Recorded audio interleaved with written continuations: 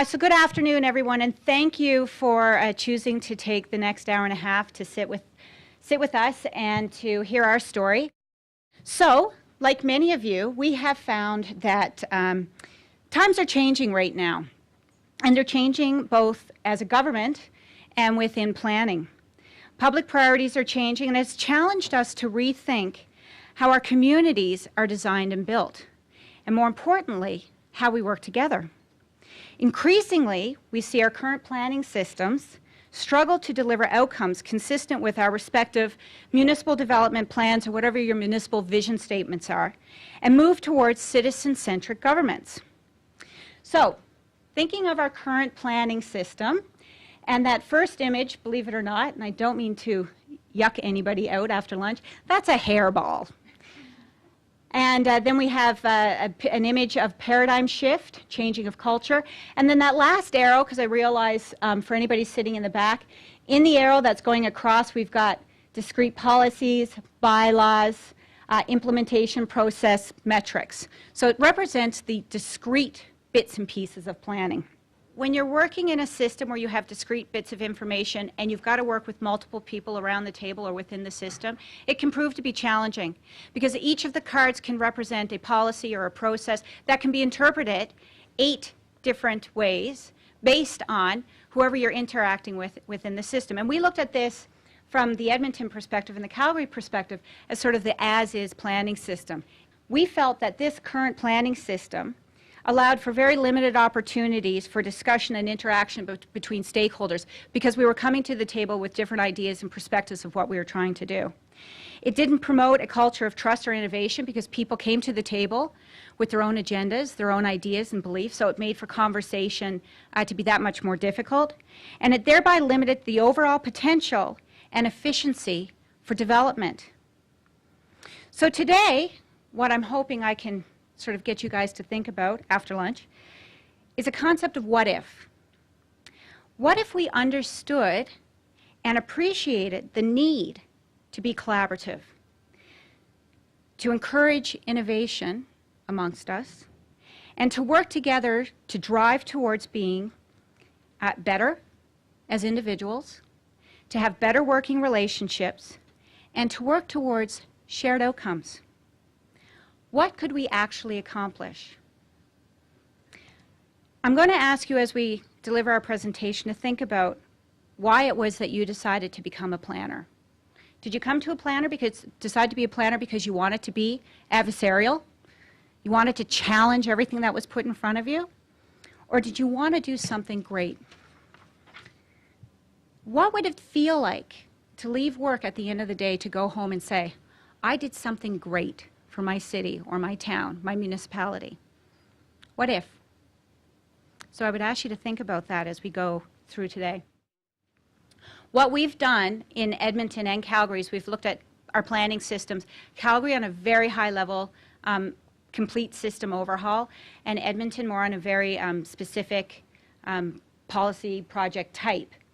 And what we've said is, okay, we want people to come to the table outcome focused. Does it come with challenges? Absolutely. We have Lynn McEwen, who's part of our project team, down in the back of the room. And we've actually been running applications. Kevin's going to talk more about it, so I don't want to steal his thunder. But Lynn actually is responsible for running applications through where we're getting people together to have that outcome-focused conversation. It's coming with challenges. But what we're seeing is that we're getting much more further ahead with our conversation with that as with an end goal in sight as opposed to just coming to the table with our discrete policies and things sort of already in play. So I'm going to let Kevin and Lisa and Kim talk a bit more about that. So basically, what we have said for Calgary and Edmonton is that we want to make a change. We want to become outcome focused. We've declared that we are going to live in the new planning system. We're going to let go of our old planning system.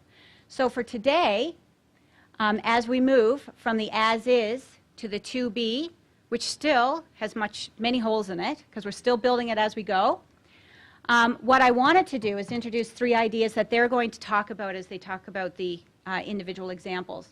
And that's the notions of rethinking the culture that our planning systems are set up in, the mandate of our planning systems, and the processes by which they operate in. So today we want to share with you the compelling tale of two cities, Calgary and Edmonton, and we ask that you listen with an open mind, let go of the status quo, and embrace possibility. To begin, let's look at the big picture and consider our reality and our environment. Lisa? Re-examining our thinking about planning requires us to understand what's going on in our communities, our cities, and our society. It requires us to understand both the opportunities and the challenges that change brings. Now, as planners, we work in the public interest. We work to improve the lives of the people that call our towns, our cities, our counties home. And these people are changing. To start, there are more of them in our two cities than ever before. Calgary and Edmonton remain the fastest growing cities in our country. Between 2009 and 2012, Edmonton grew on average by 12,000 people every year. So to put that into perspective, that's the equivalent of our gaining the entire population of either Canmore or Sylvan Lake every 12 months. These people need homes, they need communities, services, and amenities. We also know that our populations are aging, and this too brings with it particular challenges and different expectations for our communities. That said, we are still the youngest province in the country. In Edmonton, the largest portion of our population, 31%, is between 25 and 44 years old. So these are the people in not only their prime working years, but their prime spending years as well. They are the ones buying new homes, forming new households, and having new babies. They're the ones responsible for the mini baby boom that Alberta is said to have seen last year. Within this group are many millennials. This is the generation born between the early 1980s and 2000s. So we're told that this group has different lifestyle ideals than their parents' generation. Frankly, we're told that they want more urban living, sustainable transportation options, opportunities for social connectivity, and great public places. Our households themselves are changing. Increasingly, they're smaller, they're less traditional than the nuclear family. And the nuclear family really is the household around which many of our communities were built for many decades. I was surprised to learn recently that in both Edmonton and Calgary, 25% of our households are comprised of one person. That's a threefold increase over the last 50 years. Another thing I found interesting to hear is that across Canada in the 60s, 31% of us were living in households of 5 people or more, and that number is only 8% today. The last thing I want to mention sort of about our demographic context is that as cities we're increasingly diverse. We may lag behind other big cities in the country, but Edmonton and Calgary continue to attract thousands of new Canadians each year. I'm sure other municipalities see this as well. 1 out of every 6 Albertans was born outside of this country. Most newcomers to our country, to our province from other countries, are coming from the Philippines, China, and India. They bring with them both new ideas and different expectations for their communities and their cities. So all of these demographic changes really are reflected in evolving citizen wants and needs, and new opportunities and new challenges for planning. And of course, there's our economy. As we all know, our boom and bust cycles are really challenging to plan for, and the fluctuating price of oil really does impact our growth. Foreign investment and interdependence with other countries is increasing, and as big cities, we're actively courting this investment. And frankly, we need to continue to attract new talent and to maintain and improve our prosperity. Our economic growth, of course, is tied to our demographic change. It continues to attract new people and is what has kept us relatively young. It's driven, of course, the rapid expansion of our urban areas. The 3 images on the screen are of Calgary's growth or Calgary's urban footprint, rather, in 1951, 1981, and 2011. This is really an incredible expansion of their urban footprint. We know that growth is full of opportunity, but we also know that it can strain our existing services and amenities and can negatively impact our quality of life and the affordability of our communities. This ongoing growth and the challenges it brings comes at a time when we're expected to do more with less. Our infrastructure is aging, Our revenue streams are relatively flat. We heard some interesting comments from Gordon Hume this morning at breakfast to that effect. I liked his comments related to building 21st century communities with a 17th century tax system and a 19th century governance system. So right now we're barely able to maintain what we already have, and yet we're continually being asked to provide more services and amenities, and not just basics like roads and waste management, but rapid transit infrastructure, recreational and cultural amenities, and great parks and open spaces. Also of note, when we think about change in our cities, is a growing interest among planners and among citizens in being engaged in the evolution of their communities. There's also, we feel, an increasing sense of frustration among many with existing processes to this effect. On the other hand, we have at our fingertips new ways of communicating, and we're actively pursuing new ways of listening, of collaborating, and engaging with our residents. Our priorities and planning principles are also evolving. We have grand visions for the cities we call home. Essentially, we're looking to build great places, communities that people want to move to, communities that they want to stay in, that are vibrant, resilient, and prosperous for generations to come. Both of our communities adopted new municipal development plans in 2009 to guide our evolution. And these visions were developed in partnership with citizens and reflect shared faith and common goals in our cities. Now, across the province, these grand visions seem to be remarkably alike. I took a look at some of the municipal development plans from other towns and cities. And as municipalities, we all essentially want to be supporting an outstanding quality of life for our residents, providing a variety of opportunities for live, work, and play, growing responsibly. We want to sustain our natural environment. We want to increase innovation, embrace innovation, and enable community prosperity and vibrancy. Have I missed anything? Does that sound about what everyone has encapsulated in their municipal development plans? So it's easy, right? I mean, no problem. We'll have that delivered tomorrow for you. I imagine, of course, that, and correct me if I'm wrong again, that we all share similar planning challenges, challenges when it comes to realizing these grand visions that we have to achieving our goals. So in the interest of time, I'll only tell you about a few.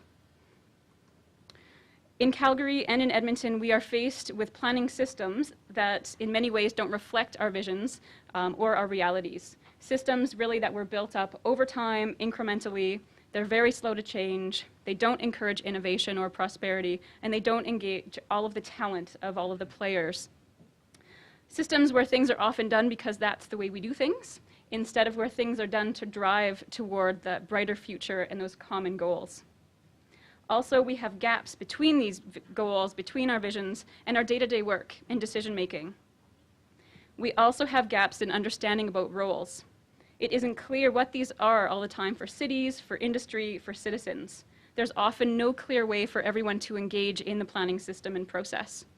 Collaboration isn't yet the norm, despite the fact that the complexity of our cities, the grandeur of our goals and our projects really do require partnerships to be realized. So we're here today because we do not think that we can address these challenges, embrace change, and realize our goals for the future by simply staying the course.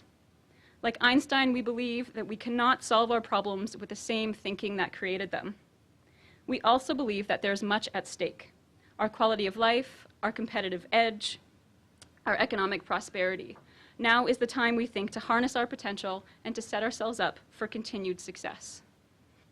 All right, so I'm just going to quickly sort of reintroduce the concept of where we're going from the as-is to the to-be for both Calgary and Edmonton.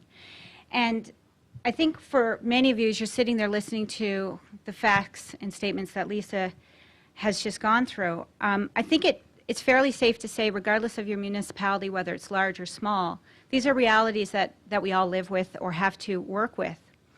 And as she said, it's about the status quo, and for us, the status quo isn't working anymore. For us, we've decided we need to really rethink culture. We want to move away from a culture that fosters a lack of trust, siloed thinking, and poor communication, and we want to create a new culture where all players hold themselves accountable and responsible and can collaborate to achieve those outcomes. We're rethinking our processes, and we're moving away from focusing on processes that have incrementally been added or changed over time, and now our system is overly complicated and looks like a hairball, to processes that have clarity of focus and outcomes. And the goals, they work towards the goals of the municipal development plans for both Calgary and Edmonton, and excellent customer and citizen service. We are rethinking our mandate, moving away from a system so strongly focused on the discrete policies and processes to one strongly focused on the outcomes.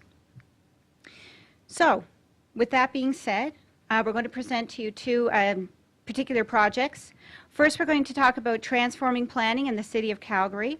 And transforming planning is really about delivering a planning system focused on outcomes and achieving the goals of the municipal development plan and providing excellent service. So it really is for us a complete system review and overhaul. Second, we'll be presenting Edmonton's Designing New Neighborhoods project. It's Lisa and Kim. This initiative is an outcome-based approach to design and planning policy, one that supports innovation, creativity, collaboration amongst city builders, and the realization of a shared vision for Edmonton's future communities. Ironically, in our research, we have found that very few municipalities, while they may struggle with this, have done little to address it. Hi there, thank you. Thanks, Penny and Lisa, for the introduction. Now, I would imagine back in your communities, wherever you're from in Alberta, you would understand, you would see these images, you'd understand the issues, you would see the change in your communities, the growth pressures, and the changing public expectations, the changing council expectations around what's happening within our communities. Now, within Calgary, City Council directed administration to change the overall planning system. And this is the entire system within the City of Calgary. So it's everything from development permit applications, subdivision applications, all the way up to area structure plans for new communities. But it's the whole system, the way we process applications and the way we create policy. Now, when Council decided to go forward with this initiative, there was a lot of great discussion at Council, a lot of good ideas raised by aldermen, a lot of aldermen with a lot of interest in planning that had some great conversations. But when this was actually approved as a project, the actual call to action to administration was quite limited. And this is essentially the only direction the Council gave administration to review the entire planning process within the city. So it's fairly vague, very limited. Now, our project manager is Whitney Smithers. So when she was given this task, or agreed to take on this task, this is all the instructions she had, and at that point, she had no staff and very little budget. So she had to go out into the corporation, look for people willing to come and work on this project, talk to directors, talk to managers, steal people from various business units. Now, myself, Kevin Barton, Penny Taylor, we're on Transforming Planning team. Also, Robin Jameson, she's on our team as well, and Lynn McEwen at the back. We're 4 staff members from the City of Calgary on the planning, the city staff portion of the team, and we're only 7 people. So we had to act quickly, come up with a sort of an approach, a strategy, and get council endorsement all in a relatively quick period of time. Now, the goal from council, the direction, why was that there? What was their purpose? Now, from council throughout their individual constituents, also as a whole, they've heard a lot of things about what's happening within planning within Calgary. Now, in the City of Calgary, as Lisa had talked about, there's been a lot of growth, a lot of things approved, a lot of applications, a lot of new acreage converted to new communities, a lot of redevelopment in the inner city. So obviously our planning system is working. Things are getting built, things are getting processed. But all the players in the system, they have told us many times that there could be better. There could be more innovation, there could be more opportunity, things could be better linked. There could just be a better way of development happening within the city. So it was from that, and also just general desire for a great city. Now, the MDP that we approved in 2009 has some great goals for a great city. And I believe everybody within the City of Calgary, all our stakeholders, so council, staff, the development industry, people who live within the communities that are existing in the city, they all want this great city too. So there's a strong desire to get to the outcome of a great city. Now, going forward as well, Lisa had mentioned in her presentation the changing times, the changing demographics.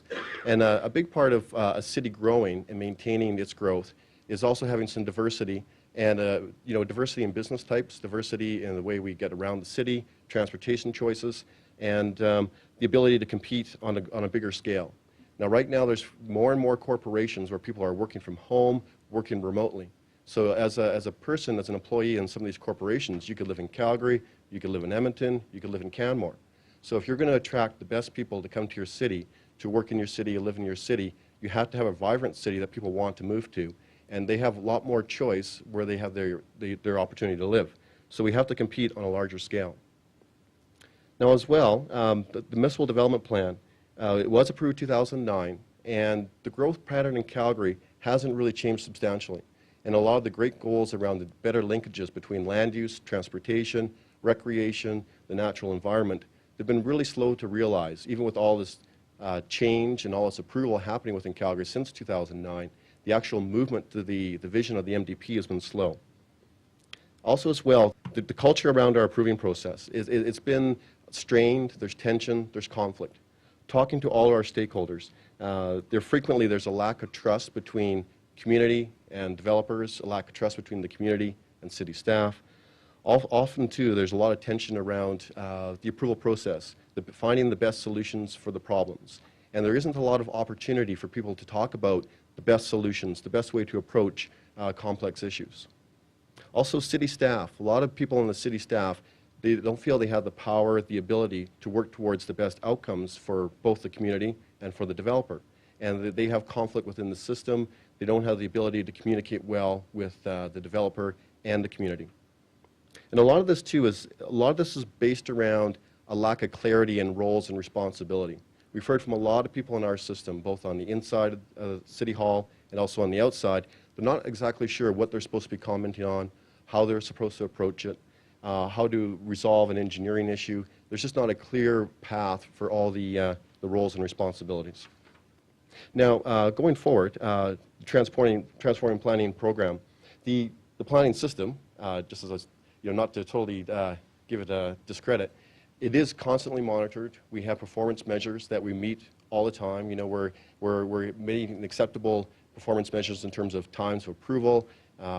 Generally, customer satisfaction is high with the City of Calgary in terms of development approvals.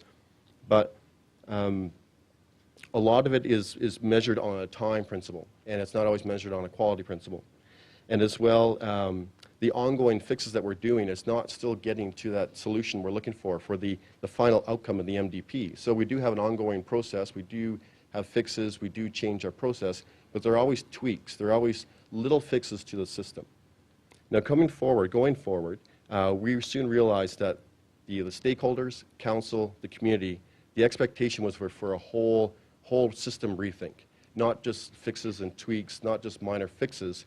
They were looking for a whole new way of thinking about the way we do planning at the City of Calgary.